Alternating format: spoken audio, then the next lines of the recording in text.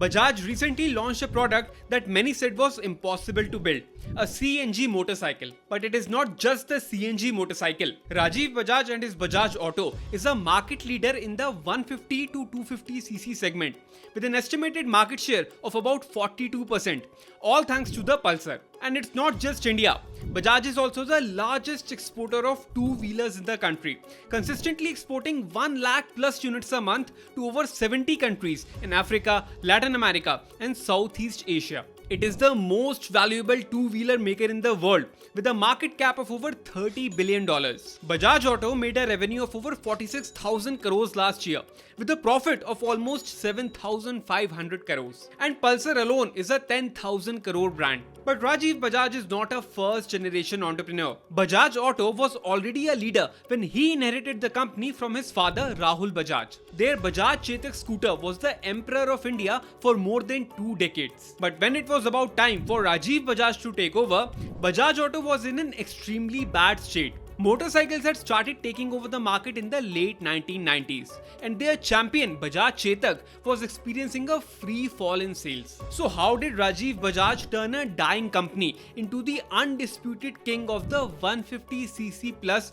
motorcycle segment? What was it that made Pulsar so popular with the youth of India? Why is a CNG bike an absolute masterstroke from Rajiv Bajaj that will take the company to the next level? To find out the answers, you first need to know about the background of Bajaj Auto. The Bajaj Group was started in 1945 by well-noted industrialist Jamnalal Bajaj. But the real story began when his grandson Rahul Bajaj took over the company in 1965. Back then, the technology to make scooters was unknown to Indians, so Rahul Bajaj partnered with an Italian company, Piaggio. Initially, he assembled Piaggio's Vespa scooters for the Indian markets to learn how to make scooters. And when Piaggio left India in 1971, Rahul Bajaj set up his own research and development center, which eventually gave birth to the iconic Bajaj Chetak scooters in 1972. The Chetak had great performance, it was reliable, and Rahul Bajaj set up the right marketing and distribution for it. So it sold like crazy for more than 20 years. At its peak, it had a waiting period of 10 years.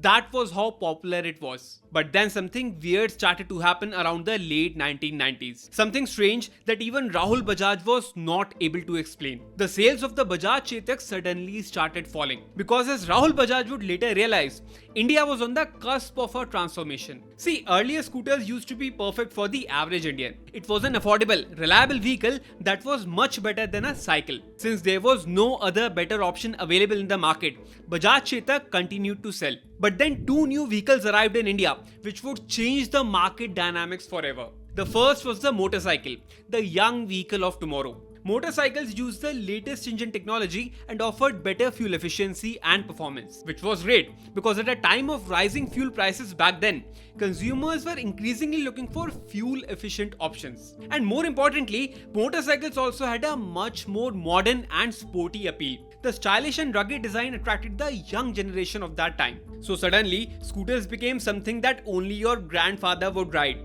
If you wanted to look modern and fashionable, you needed to own a motorcycle. And then the second vehicle was the gearless scooter, also known as a scooty like the Honda Activa. This gearless scooter was a much more comfortable and easy to drive option than gear-based vehicles like motorcycles or the Bajaj Chetak. It was easy to drive in traffic, came with a lot of under-seat storage and looked much more modern and sleek. So it was perfect for women and first-time riders, middle-class families and older adults. And this was why by the end of the 1990s, the customers of Bajaj Chetak vanished into 2 new segments. The young modern youth who wanted the more fuel efficient and modern motorcycle, and the families, women and older adults who wanted the convenience and appeal of a scooty. And this was when a new player capitalized on this market shift and snatched Bajaj's customers for the next several years. And that player was Hero Honda. Hero Cycles of India and Honda Motors of Japan launched a joint venture in 1983. And in 1985, they came up with the Hero Honda CD100, a revolutionary motorcycle designed by the Japanese with high fuel efficiency and reliability. The CD100 was quite popular, but then they launched the Hero Honda Splendor in 1994, and that was the motorcycle that would change the two-wheeler landscape of India forever. The Splendor was an ultra fuel efficient and durable bike that Bajaj Chetak could not even compete with, let alone beat. And it quickly became the best selling motorcycle in India. And then the Honda Activa was launched in 2001, which was another game changer. The Activa continues to be the best selling gearless scooter even today. So what do you think Bajaj Auto did as it was challenged after almost 3 decades of supremacy? See, this was a point where Rahul Bajaj had already fought a lot of battles and was coming of age. He had already established Bajaj Auto as the leader in 3-wheeler passenger autos and 2-wheeler scooters. So he assigned the task of finding a solution to his son Rajiv Bajaj. Rajiv joined Bajaj in 1990, but only as a junior officer. But by the late 1990s, he had started taking a more central and controlling role in the company, unaware that he would change the fortunes of the Bajaj Auto Group forever. Now, you might think that the solution for him would have been easy. Stop selling the Chetak and launch some motorcycles to compete with Hero Honda, right? But it wasn't that easy. Rahul Bajaj was an experienced veteran, and he had already tried and launched motorcycles under the Bajaj brand. Similar to how he had tied up with Piaggio to make scooters when he didn't have the tech to make them, he had tied up with a Japanese motorcycle maker Kawasaki way back in 1984 already. With them, he launched the Bajaj Kawasaki KB100 motorcycle in 1986 and the Kawasaki 4S Champion in 1991. However, none of them really took off. But this was a time when the Chetak was still king, so Bajaj never really focused on motorcycles. It was always a side project. But on the other hand, Hero Honda spent its blood and sweat on launching the Splendor in 1994 and making it work. So by the time Bajaj realized what was happening and launched a serious contender, the Bajaj Boxer in 1997, it was already too late. Hero Honda had now won the trust and loyalty of the customers with the Splendor.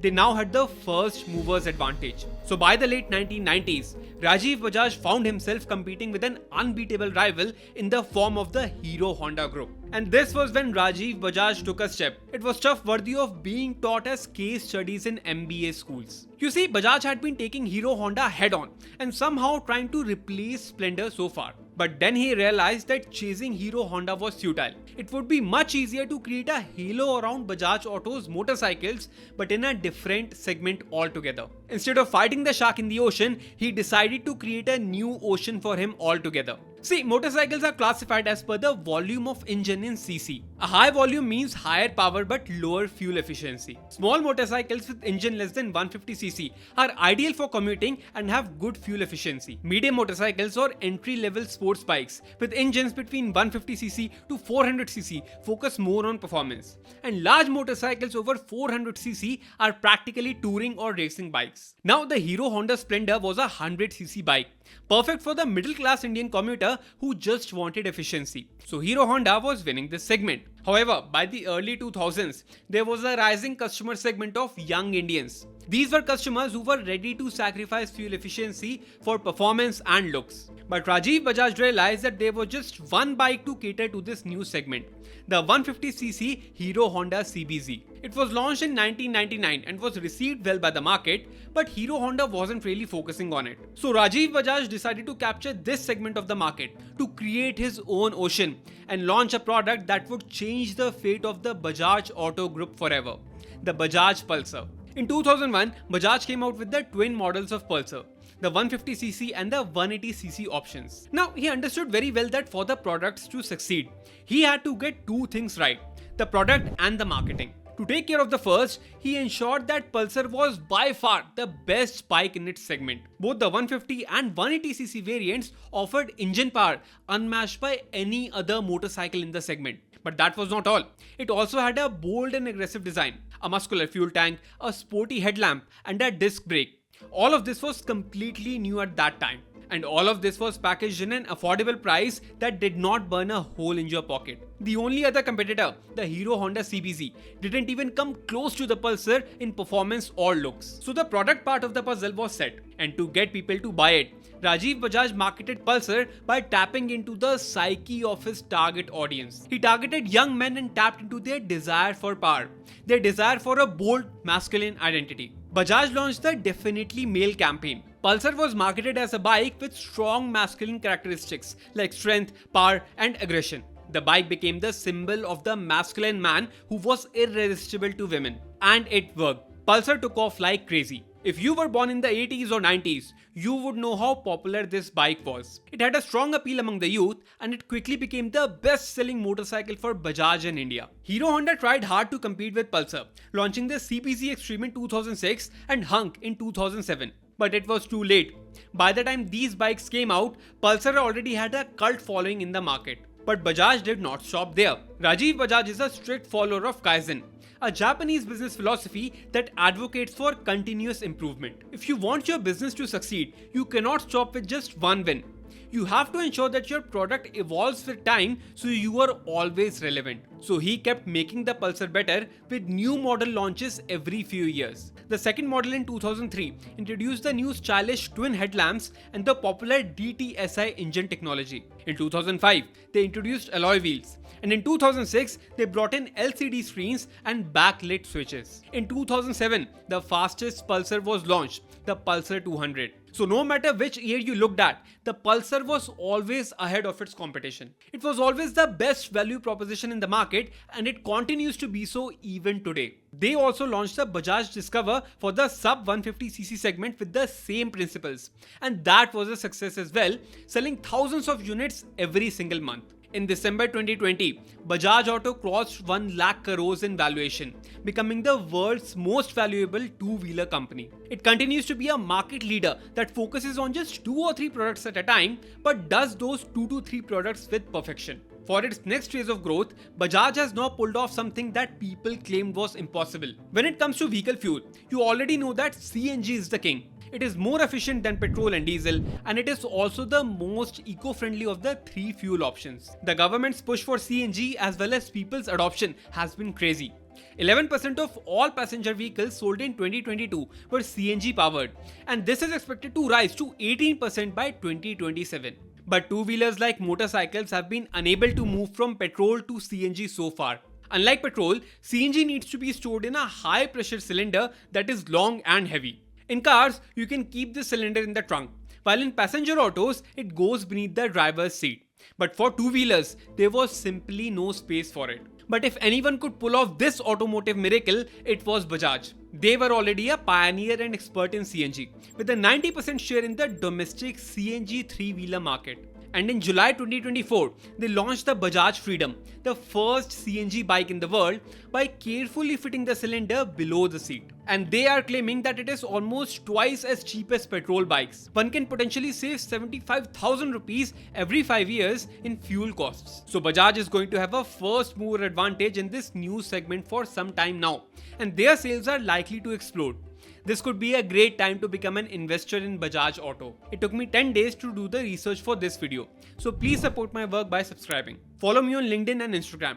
The link is in the description below. Here is a video on how Rahul Bajaj did something similar with 3-wheelers over 30 years ago if you are interested. Until I see you in the next video, goodbye.